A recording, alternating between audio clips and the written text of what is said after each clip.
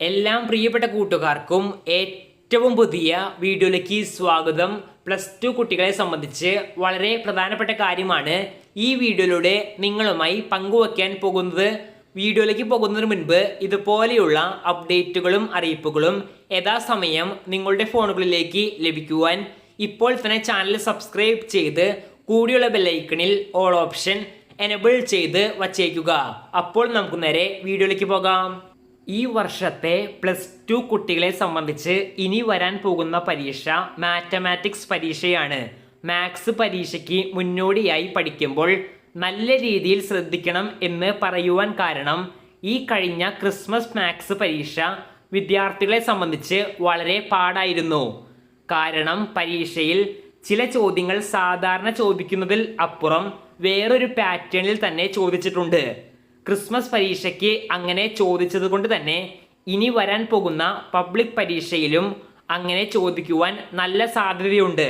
ഇനി അഥവാ പരീക്ഷയ്ക്ക് പാറ്റേൺ ചേഞ്ച് ചെയ്തുകൊണ്ട് ക്വസ്റ്റ്യൻസ് വരികയാണെങ്കിൽ തന്നെ അതിനെ നേരിടുവാൻ നിങ്ങൾ ഇപ്പോൾ ചെയ്യേണ്ടത് പറയുന്നതിന് മുൻപ് മാത്സ് പരീക്ഷയ്ക്ക് വേണ്ടി പഠിക്കുമ്പോൾ പ്രീവിയസ് ഇയർ ക്വസ്റ്റ്യൻസ് കൂടാതെ ഓരോ ചാപ്റ്ററിൽ നിന്ന് ചോദിക്കുവാൻ സാധ്യതയുള്ള വളരെ പ്രധാനപ്പെട്ട ചോദ്യങ്ങളും ഇമ്പോർട്ടൻ്റ് ഇക്വേഷൻ തുടങ്ങിയ കാര്യങ്ങൾ ഇപ്പോൾ കോളേജ് ദോസ്ത് എന്ന പ്ലാറ്റ്ഫോം അവരുടെ സ്വന്തം വാട്സപ്പ് ബോട്ടിലൂടെ നൽകുന്നുണ്ട്. ഈ ഒരു ഓപ്പർച്യൂണിറ്റി പരമാവധി എല്ലാ കുട്ടികളും ഉപയോഗപ്പെടുത്തുവാൻ ശ്രമിക്കുക.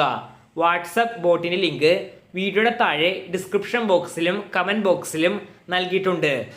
ഇപ്പോൾ കുറച്ച് വർഷങ്ങളായി നമ്മുടെ പബ്ലിക് പരീക്ഷയുടെ ചോദ്യങ്ങളുടെ പാറ്റേൺ വ്യത്യാസം വരുന്നതായി കാണുന്നുണ്ട്.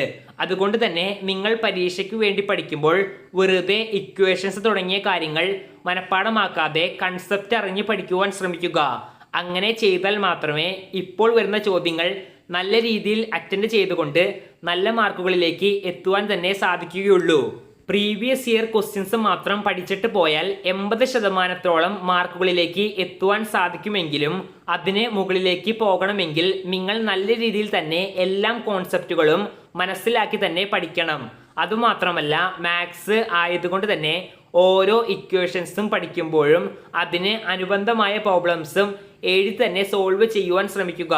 അങ്ങനെയാണെങ്കിൽ മാത്രമേ നിങ്ങൾ പരീക്ഷയ്ക്ക് സോൾവ് ചെയ്യുവാൻ സാധിക്കുകയുള്ളൂ. അപ്പോൾ എല്ലാവരും പരീക്ഷയ്ക്ക് നല്ല രീതിയിൽ തന്നെ തയ്യാറെടുക്കുക. ഈ വീഡിയോയുമായി ബന്ധപ്പെട്ട് എന്തെങ്കിലും സംശയങ്ങൾ ഉള്ളവരാണെങ്കിൽ കമൻറ്റ് ബോക്സിൽ ചോദിക്കുക. എക്സാമിന് വേണ്ടി പഠിക്കുമ്പോൾ കോളേജ് ദോസ്ത് എന്ന പ്ലാറ്റ്ഫോം ഉപയോഗപ്പെടുത്തുവാനും ശ്രമിക്കുക. നന്ദി.